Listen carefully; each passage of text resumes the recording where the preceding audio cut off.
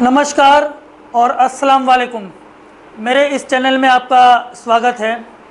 आज से मैं उर्दू की एक सीरीज़ शुरू कर रहा हूं और उर्दू जो है ये हमारे हिंदुस्तान की एक ज़बान है और हमारे हिंदुस्तान की एक शान है और मेरा ये मानना है कि सब लोगों को उर्दू भाषा आनी चाहिए और उसके अंदर उनको अच्छी तरह से पढ़ते लिखते आना चाहिए। तो इसके लिए मैं यहाँ पे उर्दू के लेसन शुरू कर रहा हूँ। और हाँ, एक और चीज़ है, बहुत सारे लोग उर्दू को किसी मजहब विशेष या धर्म विशेष की भाषा मान के चलते हैं, जो कि गलत है। भाषा या किसी जानवर या किसी मनुष्य का कोई धर्म नहीं होता। धर्म तो वही होता है जिसको हम सीखते हैं और जिसको हम मानते हैं। तो खैर, इन सब चीज़ों को हटा करके हम उर्दू सीखते हैं। तो देखिए, उर्दू में जो सबसे पहला अक्षर आता है वो है अलिफ़। ये एक सीधी रेखा होती है, इसको अलिफ़ कहा जाता है और ये जो है हिंदी के अ अक्षर के बराबर होता है। यानी जैसे हिंदी में अ अक्षर लिखा जाता है, वैसे ही उर्दू में ये अलिफ़ जो है वो अ अक्षर बताता है। और अगर हमें आ लिखना है तो इसी अलिफ़ के ऊपर हम एक हल्का सा ऐसा मद बना देते हैं, जिससे कि यह अलिफ बन जाता है आ।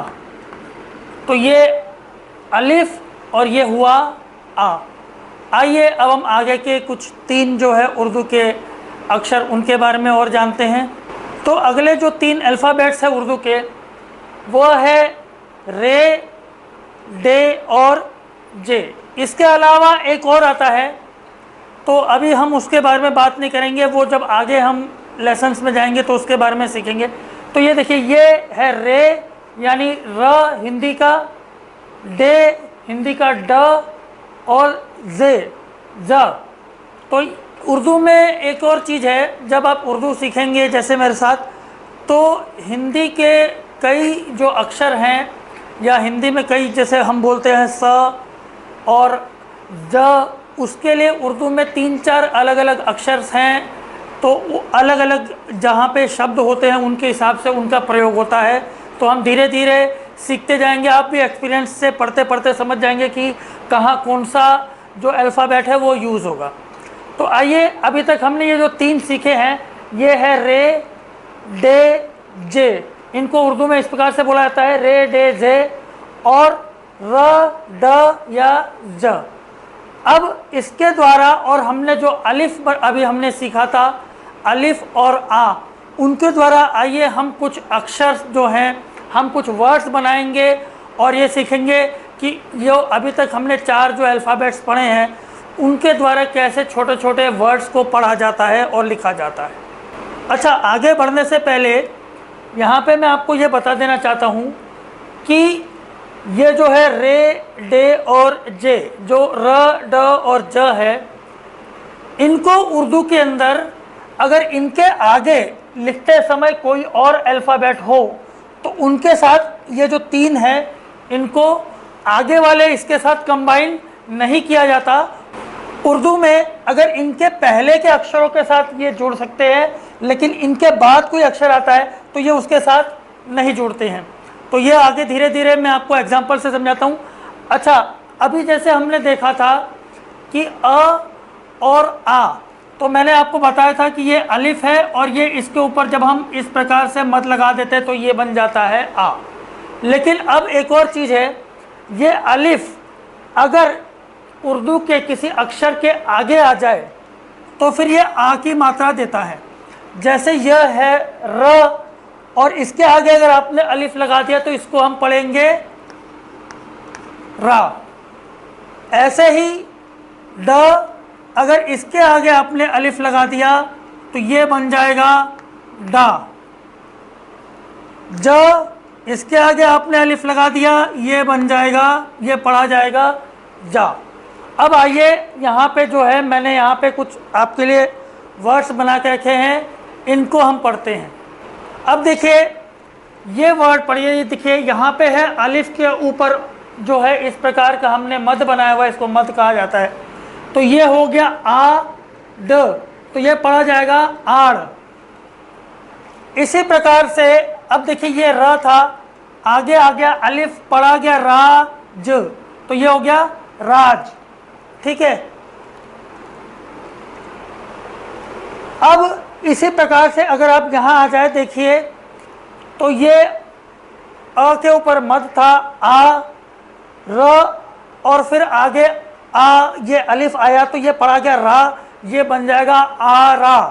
तो इस प्रकार से ये हुआ आ रा।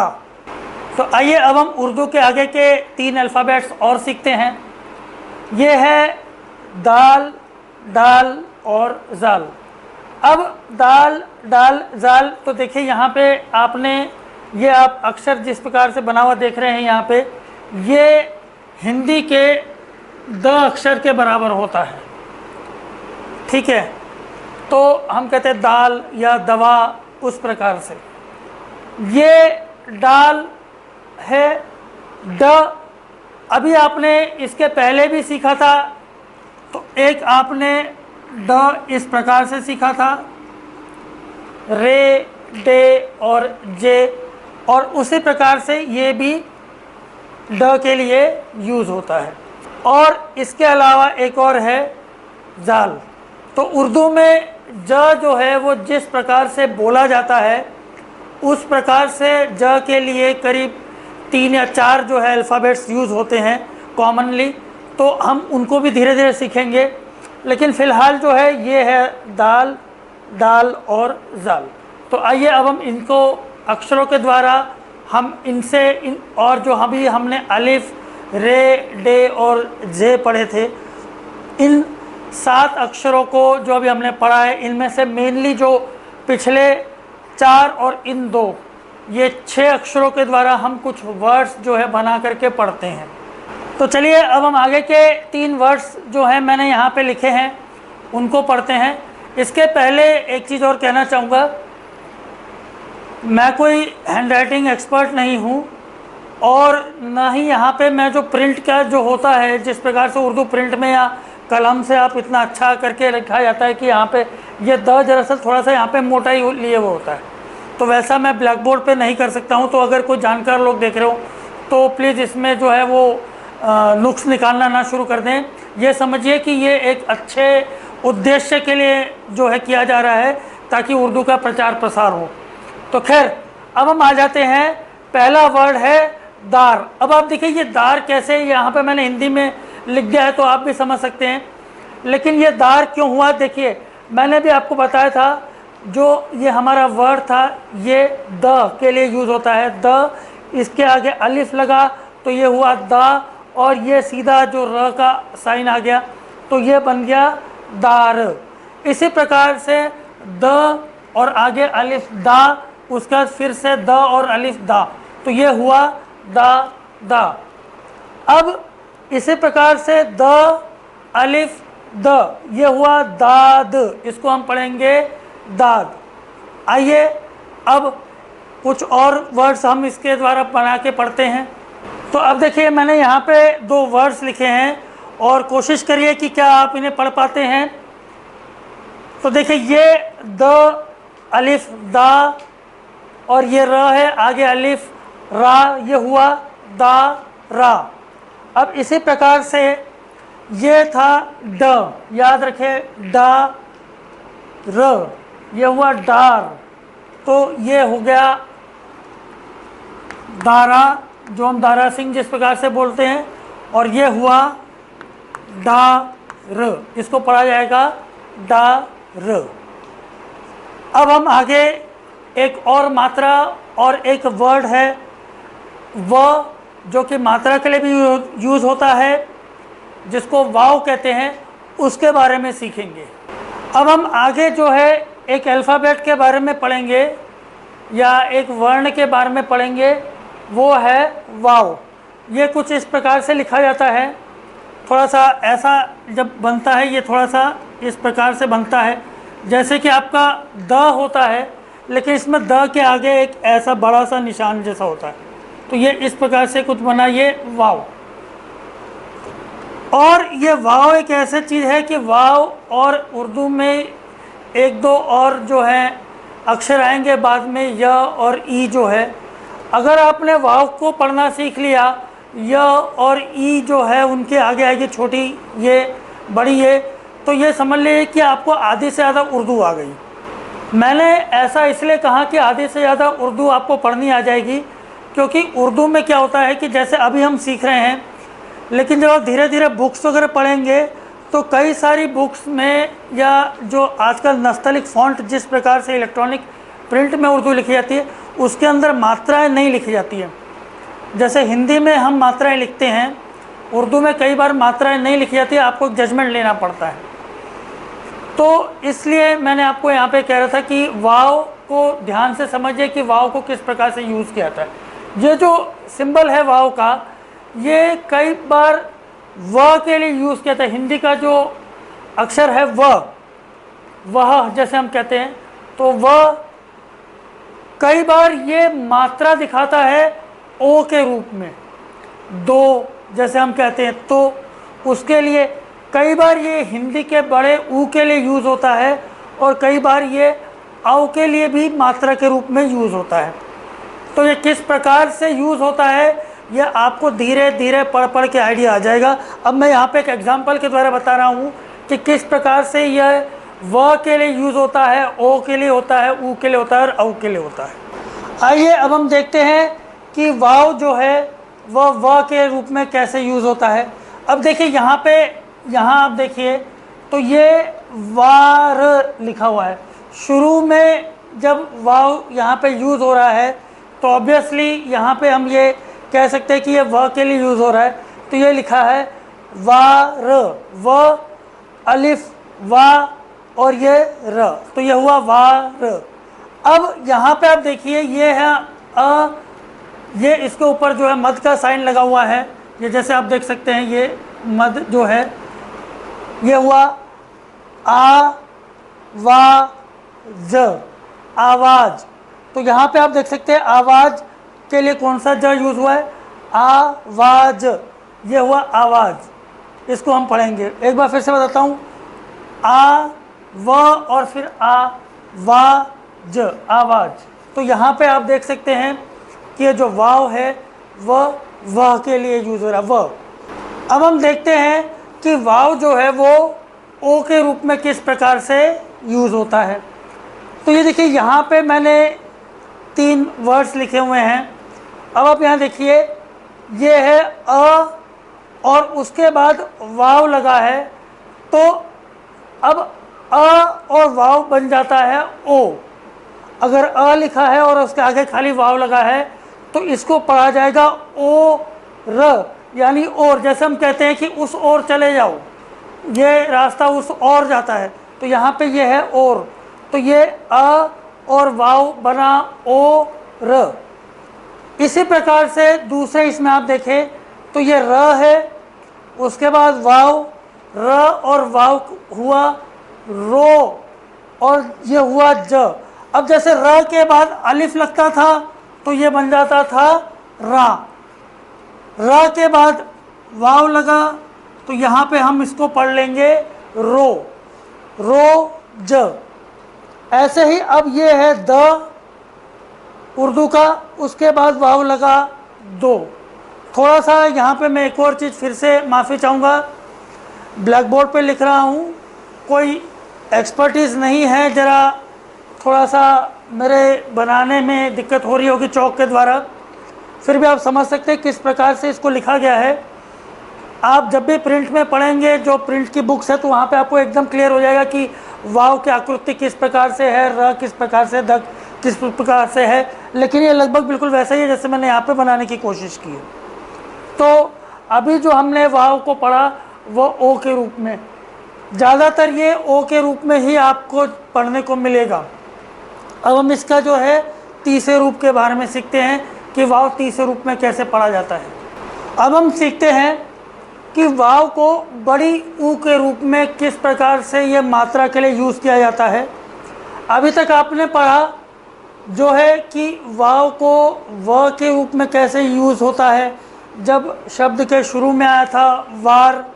उसके बाद आपने देखा कि किसी अल्फ़ाबेट के बाद अगर वाव लग जाता था, जैसे ये, तो ये पढ़ा गया रो, ठीक है, अब हम देखते हैं कि वाव बड़ी ऊ के रूप में कैसे पढ़ा जाता है। तो बड़ी ऊ के लिए क्या किया जाता है कि वाव के ऊपर ये उल्टा पेश बोलते हैं इसको।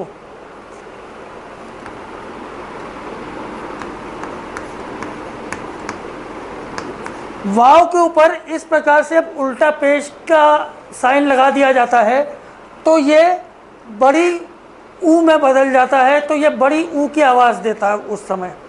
जैसे कि अब यहाँ पे आप देखें र, लेकिन उसके बाद वाव आया, उसके ऊपर उल्टा पेश है, नहीं होता तो हम इसको पढ़ते रो, लेकिन अब उल्टा पेश है तो ये बन गया रू, ये बन गया रू बड़ी ऊ। इस प्रकार से अ है अलिफ। अब अगर अलिफ के बाद वाव आया और उसके ऊपर उल्टा पेश हुआ तो ये बड़ा ऊ बन जाएगा, बड़ा वाला ऊ।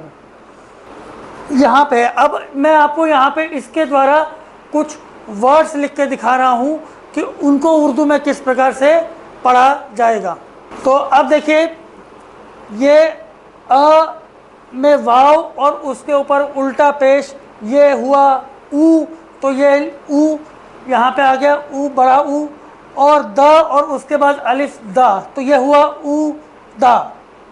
ऐसे ही अब यहाँ पे द, फिर वाव और उसके ऊपर उल्टा पेश, तो ये द में लग गई बड़े ऊ की मात्रा दूर, ये दू हुआ दू, और ये र ये बन गया दूर।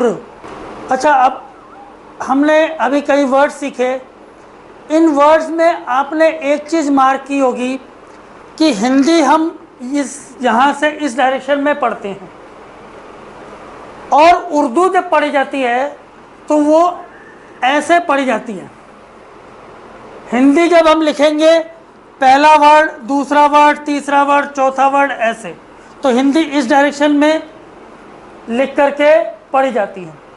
उर्दू में यहाँ से शुरू होगा पहला वर्ड, दूसरा वर्ड, तीसरा वर्ड, इस प्रकार से उर्दू लिख करके पढ़ी जाती है। उर्दू लिखी भी ऐसे जाती है और ऐसे ही पढ़ी जाती है, क्योंकि धीरे धीरे जब हम 2 वर्ड्स, 3 वर्ड्स, 4 वर्ड्स के सेंटेंसेस पे आ जाएंगे तो फिर हम उर्दू जो है वो आपको उस समय पढ़ने में आसानी होगी। अब हम देखेंगे कि वाव को औ के रूप में किस प्रकार से लिखा जाता है उर्दू में और किस प्रकार से पढ़ा जाता है। अभी तक आपने वाव को व के रूप में देख लिया, ओ के रूप में देख लिया और बड़ी ऊ के रूप में देख लिया। अब जब जैसे आपने यहाँ पे ये है द और इसके साथ में वाव आ गया, ये बन गया दो। द लिखा, उसके साथ में वाव आ गया, इसके ऊपर उल्टा पेश था, ये बन गया दू, बड़ा ऊ। अब हम औ के रूप में कैसे करेंगे? इसके लिए क्या होता है कि द और ये आपने यहाँ पे वाव लगाया, इसके लिए यहाँ पे इसके ऊपर एक जबर लग जाता है द के ऊपर। जैसे ही ये जबर अगर द के ऊपर है और उसके आगे वाव है तो ये पढ़ा जाएगा दौ, दौलत आदि जैसे हम बोलेंगे, तो ये हुआ दौ।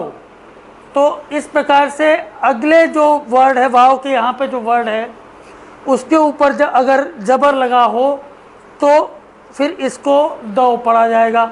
आइए अब हम इसके कुछ एग्जाम्पल्स देखते हैं। अब देखिए, यहाँ पे मैंने 3 वर्ड्स लिखे, कोशिश करिए आप पढ़ सकते हैं कि नहीं। वैसे अब तक तो आपको पढ़ते आ जाना चाहिए। यहाँ पे थोड़ा सा अगर आपको दिक्कत हो सकती है। अब देखिए, ये अलिफ है, इसके ऊपर ये जबर लगा है, यहाँ पे ये मद नहीं है।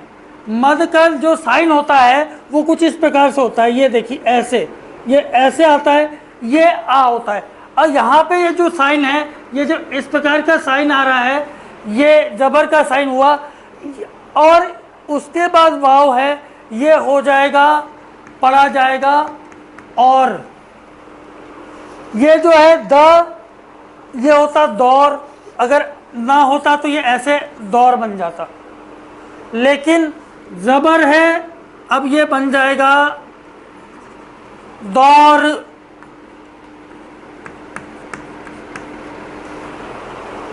ऐसे ही थर्ड, अगर ये र था, कुछ नहीं होता, रो हो जाता, इसके ऊपर जबर लग गया, राउ, औ। तो इस प्रकार से ध्यान दें कि अगर वाव के पहला जो अक्षर है उसके ऊपर जबर लगा है तो वो औ बन जाता है। अब मैं यहाँ पे आपके लिए कुछ वर्ड्स लिख रहा हूँ जो अभी तक हमने सीखा है, जो इस पूरे मेरे वीडियो में, उनके ऊपर मैं कुछ वर्ड्स लिख रहा हूँ। आप पढ़ने की कोशिश कीजिए और फिर मैं आपको उनको हिंदी में बताता हूँ कि वो क्या है और किस प्रकार से वो उनको पढ़ा जाना चाहिए।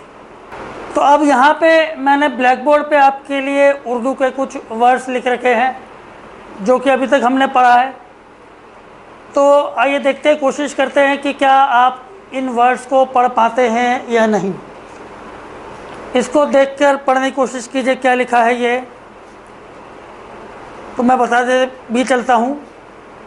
आ, ज और फिर अलिफ, आ जा द, आज़ाद। जैसे हम चंद्रशेखर आज़ाद कहते थे वैसे आज़ाद। अब इसको पढ़ने की कोशिश कीजिए। यह है आ, ड, वाव में उल्टा पेश यानी डू, आड़ू, जो हम खाते हैं वो फल जैसा होता है आड़ू, वो। ये जो है, थोड़ा सा हैंडराइटिंग के लिए माफ़ी चाहता हूँ फिर से, ये वाव है।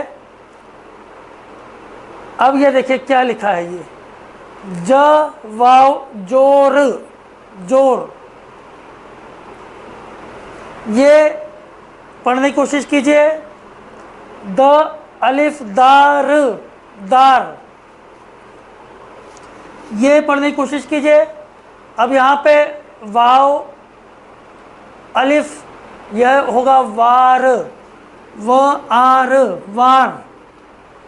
अब ये फिर से पढ़ने की कोशिश कीजिए। देखिए आ हुआ, अ में मद आ, र, ज और ये वाव और उल्टा पेश आरजू, आरजू। ठीक है। अब यहाँ पे आ जाइए। अ में वाव है, ये हो गया ओ। मैंने आपको पहले कहा था अगर ऐसा होता औ हो जाता, ये हो गया और, उस और। ये दूर, द बड़ा ऊ हो जाएगा, वाव का उल्टा पेश है दूर। ये वाला र और वाव है रोज, रोज। तो जैसे कि अगर किसी वर्ड के बाद वाव लगा हो तो ज़्यादातर उसको ओ पढ़े, रोज। ठीक है, तो ये हो गया रोज। तो आशा करता हूँ मेरे आज के इस वीडियो में आपको उर्दू के चंद जो है वो अक्षर जो है वो आपको पढ़ने को मिले होंगे और आपको कुछ सीखने को मिला होगा। अगर वीडियो पसंद आए तो इसको लाइक ज़रूर करिएगा। कई लोग होंगे जो डिसलाइक करेंगे मेरे चैनल के, मुझे मालूम है। तो भैया मैं बार बार कह रहा हूँ, धर्म वर्म के साथ जोड़ के इतना न देखें, खुला दिमाग रखें। ठीक है, हमारी ही भाषा है, अच्छी भाषा है, तहजीब की भाषा है, इसको सीखिए। और आप में से जिस किसी ने चैनल सब्सक्राइब ना किया हो वो इस चैनल को सब्सक्राइब ज़रूर करें और कमेंट्स में भी लिखें। और इसके बाद में अब आगे और इसको आगे बढ़ाते जाएंगे हम धीरे धीरे, और मैं आपको उर्दू पढ़ना लिखना सिखाऊंगा। धन्यवाद, थैंक यू, शुक्रिया।